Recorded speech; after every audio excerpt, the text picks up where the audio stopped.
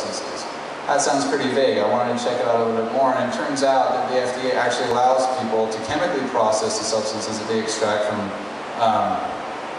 from the foods and whatever else they extract it from. On top of that, they're also allowed to chemically change them and ferment them. So, like, what's the point of having a natural flavor if it, like, literally can't even be natural? They actually allow so many processes that in the end it's not even a chemical that occurs naturally. Okay, artificial flavoring substances. Flavoring substances not identified in a natural product intended for human consumption, whether or not the product is processed. These are typically produced by fractional distillation and additional chemical manipulation, naturally sourced chemicals, or from crude oil or coal tar. Seriously? Crude oil or coal tar? You're going to put that crap in my drinks, into my soda pops, into my food? That is the most ridiculous thing I've ever seen, and it's on the FDA's website. You can go to their website and check it out, okay? All right, now I want to talk about genetically modified organisms, or GMOs. How are GMOs made? Well, there's a lot of companies that do this, but there's one main one, I forget what the name escapes me. Monsanto. Yeah, these guys are geniuses. This is how they make genetically modified organisms.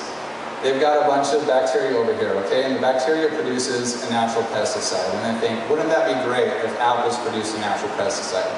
So they fish around in the genetic structure until they find the sequence that produces the pesticide. They pull it from the organism, and they come over here to the tomato or the apple or whatever, and they just kind of throw it at the DNA. And most of the time it doesn't catch. Every now and then the DNA will accept the genetic sequence. Well, turns out that's awesome because it's completely randomly placed within the apple or tomato's genetic sequence. And turns out they don't know what they're doing. They're just pulling some DNA and shoving it into some other DNA, and they don't know how it happens, okay? So every now and then the DNA accepts the sequence, and quite often it doesn't actually start producing the pesticide. But every now and then it begins to produce a natural pesticide. So they're like, awesome, okay, well let's do a couple of these strains. So they come up with this whole line of strains that produce natural pesticides. And how do they decide that it's okay for human consumption? Well, they begin to feed it to cattle. Okay, strain 1 kills the cattle in a week. Okay, we're not going to put this on the shelf. Strain 2 kills the cattle in 3 weeks. We're not going to put this on the shelf. Strain 3, the cattle lives for about a month. Okay, here you go, here's your tomato. It's big, plump, nice and red, and it tastes great, and it produces its own pesticide. So, on top of that, Monsanto actually can sue you for patent infringement if you take a seed from a GMO tomato and plant it, and the plant begins to grow. So, I don't know, it's just this whole world of politics and unhealthy eating that is just completely crumbling everybody's health, and we're okay with it. Okay? Okay, so GMOs, blah, blah, blah. All right, this is a little bit heavier of a topic. All right, these are actual cases that have gone on record. I'm not making anything up. I'm not pulling this from any conspiracy website. All right, I'm going to start off with the Soviet-Afghanistan affair. The CIA supported various Afghan drug lords who were fighting against the Soviets. The reason they were doing this was because they were gathering intel from the Afghanistan drug lords, and in return they're like, okay, we'll give you access to our land, we'll make sure you don't get arrested, you're cool. All right, historian Alfred W. McCoy stated that, in most cases, the CIA's role involved various forms of complicity, tolerance or studied ignorance about the trade. Not any direct culpability in the actual trafficking.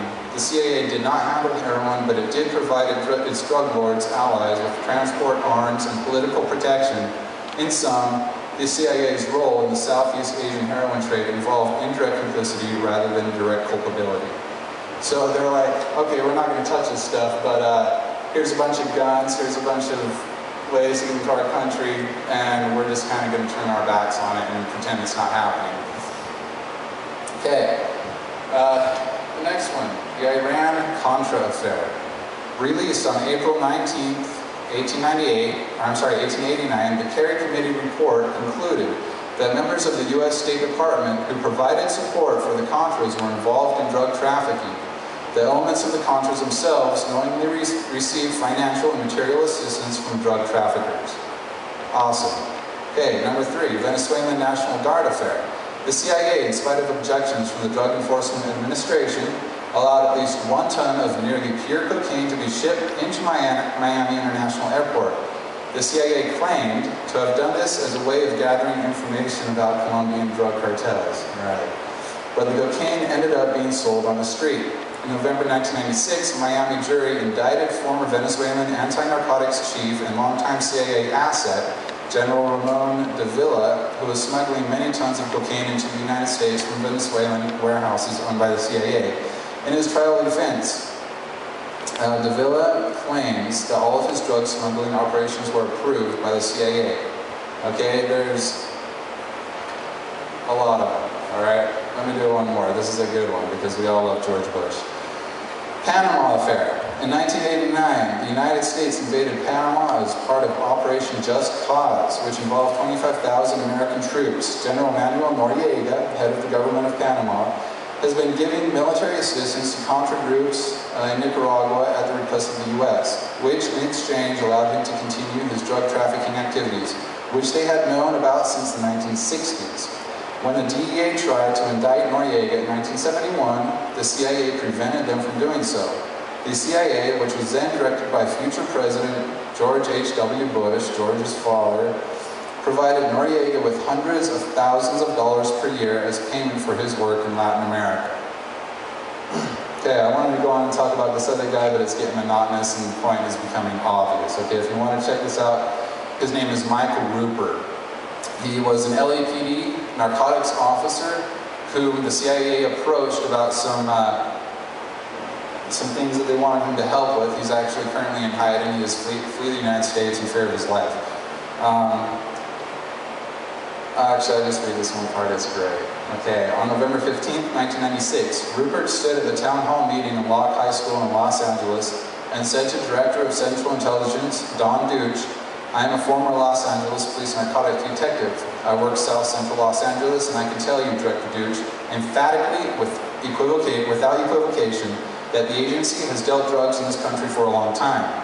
He then referred to Deutsch to 3 specific CIA agency operations known as Amadeus, Pegasus, and Watchtower. At the meeting, Rupert publicly confronted Deutsch, saying that in his experience as an LAPD narcotics officer, he has seen evidence of CIA complicity in drug dealing for a long time. Michael Rupert quoted one entry from Oliver North's diary dated July 5th, 1985, which said that $14 million to buy weapons for the Contras came from drugs. Alright, so we've got an entire nation that supplies itself its own money through the drug trade. And then we get arrested for using them. Okay? So the concept is this. We've got all these problems, some of them are a lot deeper than others, and we're taking a hit for it, okay? My last part is our economic dependence on the drug trade.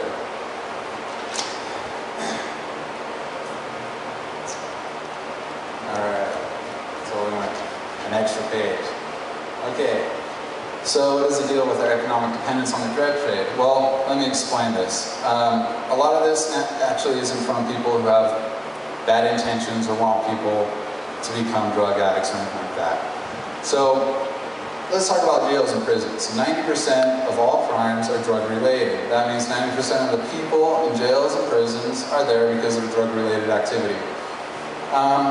Which also kind of points to the idea that 90% of our law enforcement staff are there mostly for the overview of drug activity.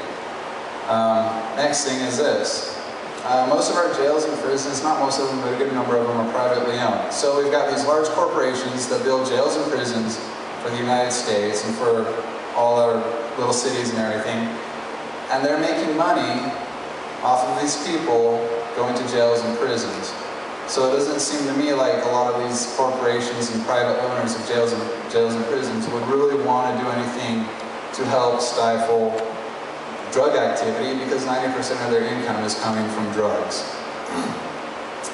rehab clinics. I'm not saying anything bad.